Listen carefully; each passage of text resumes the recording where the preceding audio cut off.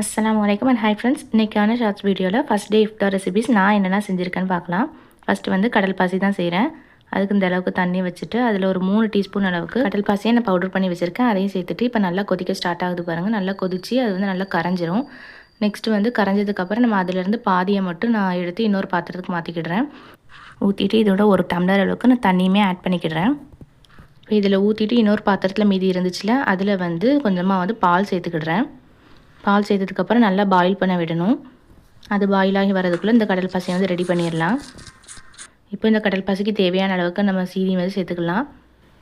இதுக்கு நம்ம நிறைய சீனி சேர்க்க தேவையில்லை. ஏன்னா நம்ம இதில் வந்து நன்னாரி ஊற்ற போகிறோம். ஆல்ரெடி நன்னாரியில் வந்து நிறையா வந்து இனிப்பு இருக்கும். அப்படிங்கிறனால பார்த்து வந்து சீனி ஆட் பண்ணிக்கிடணும்.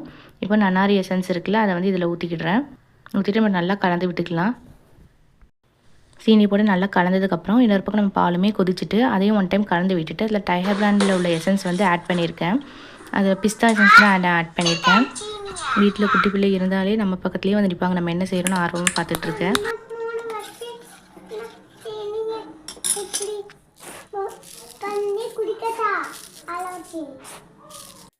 நெக்ஸ்ட்டு இதுக்கு தேவையான அளவுக்கு சீனி போட்டுட்டு இதே நல்லா கரைச்சி விட்டுக்கலாம்.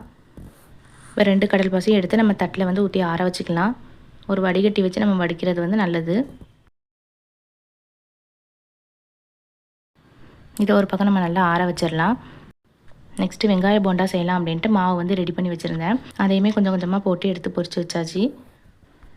இந்த வெங்காய போண்டா போட்டுட்டு இருக்கும் போதே இடையிலேயே நம்ம ஜூஸும் எடுத்து வச்சிட்டோம். இப்போ நம்மளுடைய இஃப்தார் ஐட்டங்கள் எல்லாமே ரெடி ஆகிட்டு ரோஸ் மில்க் அப்புறம் வந்து சப்போட்டா ஜூஸ் 2 எடுத்து வச்சுருந்தேன். கஞ்சி வந்து பள்ளிவாசலில் உள்ளது. வெங்காய போண்டா அப்புறம் வந்து கடல் பாசி. அல்ஹம்துலில்லாஹ் இதுதான் நான் வந்து இஃப்தாருக்கு செஞ்ச ரெசிபீஸ்.